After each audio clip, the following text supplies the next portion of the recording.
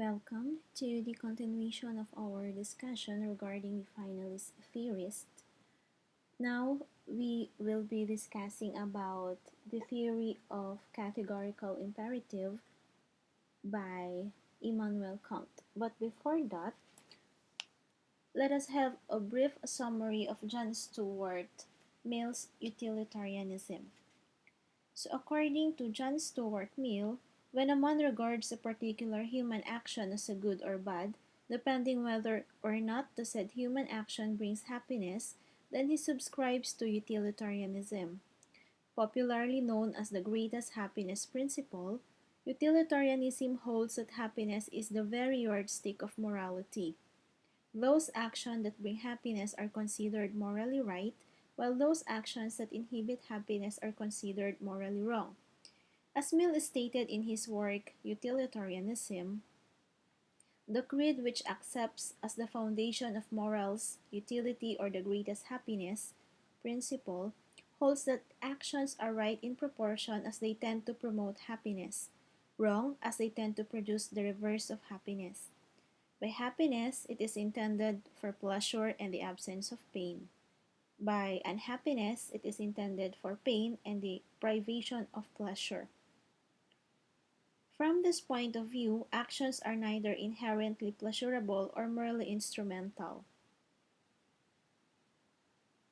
Now, let's take a look at Immanuel Kant's categorical imperatives. Kant's concept of what is good totally contravenes Mill's utilitarianism.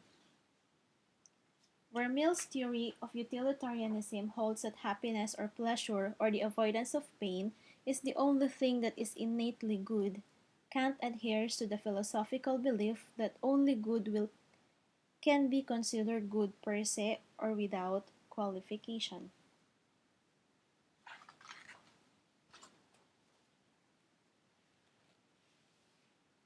Another difference between the two philosophies is the fact that utilitarianism considers the result or consequences of a particular action in determining whether or not the said action is right or wrong.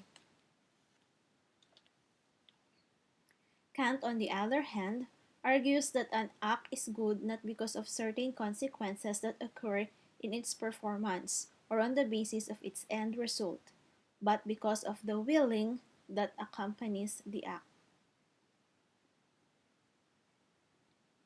In his work, Foundations of the Metaphysics of Morals, Kant introduced his concept of what is good by saying that nothing in the world, indeed, nothing even beyond the world can possibly conceive, which could be called good without qualification except in goodwill, intelligence, wit, judgment, and the other talents of the mind, however they may be named, or courage, resoluteness, and perseverance as qualities of temperament are doubtless in many respects good and desirable.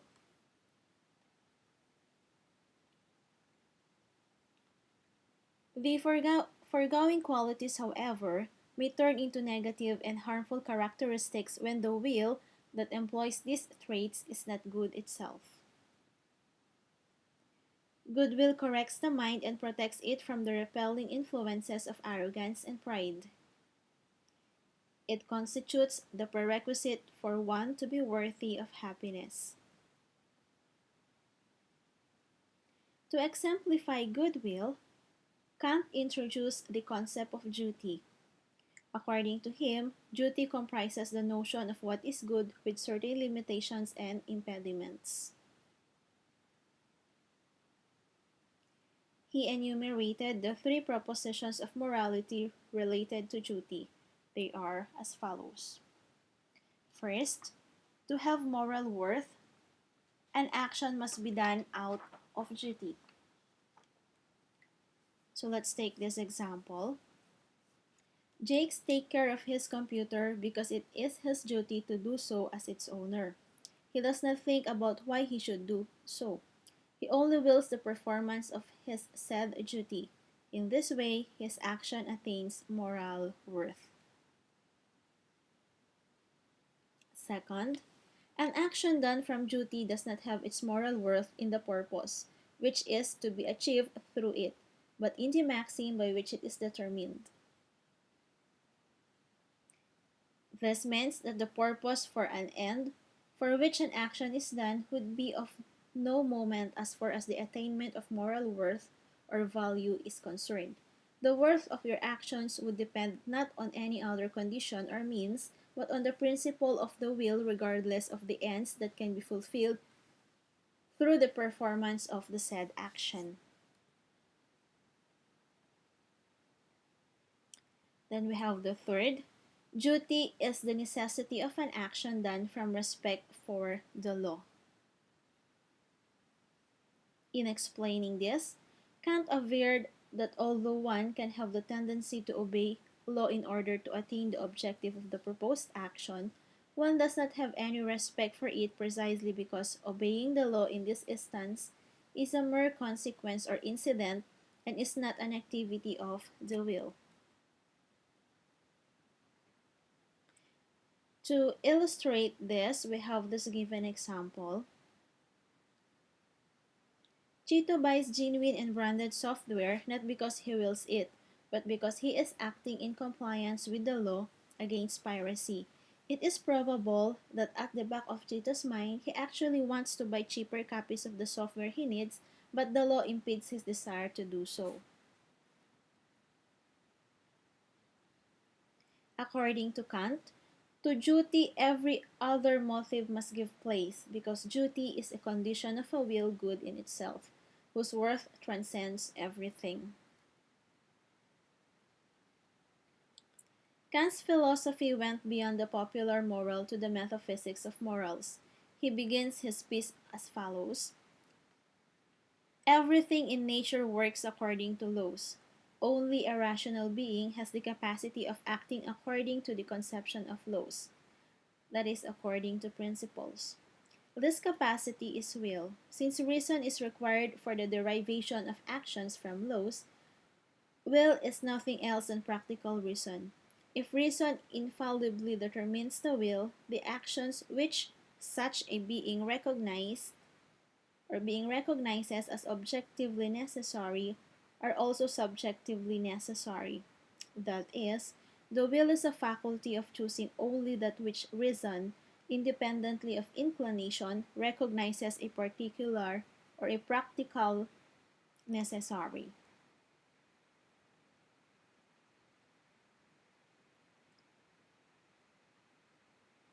This means that being rational, human beings have the capability to act in accordance with a set of norms or principles laid down in the forms of laws. With the use of reason or rationality, human beings are able to discern and decide whether to obey certain sets of laws. This competence is will. According to Kant, if the will is not complete harmony with reason, then the actions which are recognized as objectively necessary are subjectively contingent, and the termination of such a will according to objective laws is constraint. This formulation of command of reason is called an imperative. A command of reason is the means towards understanding an objective principle insofar as it's mandatory for the will.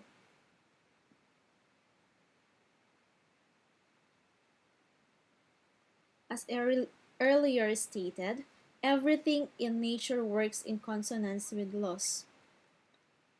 Only a rational being has the capacity to act in full accord with his notion of law and norms, and will do and the will to do or not to do things. Imperatives are asserted by the use of the article ought. This signals the incidental relationship of law and will to one another. Imperatives are either hypothetical or categorical. A hypothetical imperative commands an action that is meant to be good merely as means to something else. It tells us that an action is good for some purpose. Hence, it is conditional upon that purpose. A categorical imperative commands an action that is good in itself. It asserts that an action or itself is objectively necessary. Necessary without regard for any purpose or any end other than itself. Let's take a look at this example of hypothetical imperative. In computing, a user is advised to become familiar with computer languages, since the computer, although user-friendly, would operate only upon the user's command. Therefore, the act of learning by heart computer language and its application is an imperative to attain a particular end. That is, familiarization that would facilitate easy operation of computers. Love one another is an example of categorical imperative. It is a command for the performance of an action that is good in itself. In Kant's own terminology, categorical imperatives are also called imperative of morality.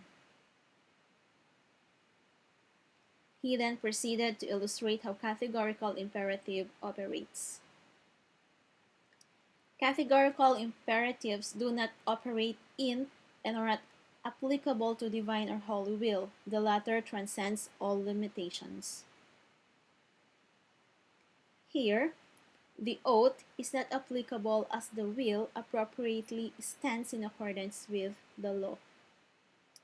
The two, however, operate in the derivation of duties. Kant presented the idea of a universal imperative of duty that according to him supports the rules of your action as your will would become a universal law of nature.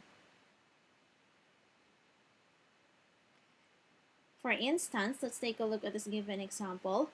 Jack, a computer wizard, is thinking deeply about whether to test his newly discovered computer virus by disseminating it through the internet. His thoughts revolve around whether his act would be a universal law upon completion. However, since what he proposes to do is against computer ethics, a contradiction exists. Jack's action as Maxim cannot possibly operate as a universal law in computing. Being susceptible to contradiction, his maxim cannot have moral worth.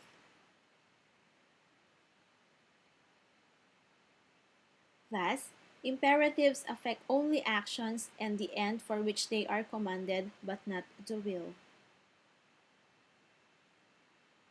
The second formulation of categorical imperatives that Kant presented goes this way. Act so that in your own person, as well as in the person of every other, you are treating mankind also as an end, never merely as a means. Here, Kant considers the human being as an end in him or herself. Thus, no human being should be employed as mere means. The conception of human being as an end in him or herself entails autonomy of will. The will, by virtue of this autonomy, has the ability to legislate for itself. This independence of the will allows a causal relationship with external causes that do not determine the same. This is in contrast with physical necessity that is governed by external causes.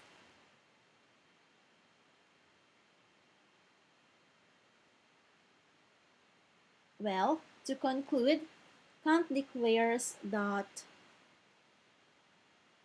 it is nothing less than the participation it affords the rational being in giving universal laws. He is thus fitted to be a member in a possible realm of ends to which his own nature already destined him.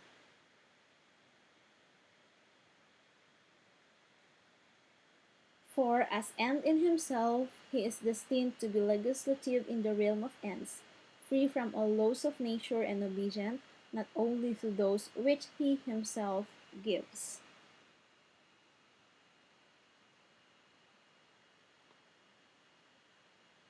Our next topic is all about Aristotle's Nicomachean Ethics, which will be discussed in our next video presentation. So for today, let's end up with Immanuel Kant's categorical imperative.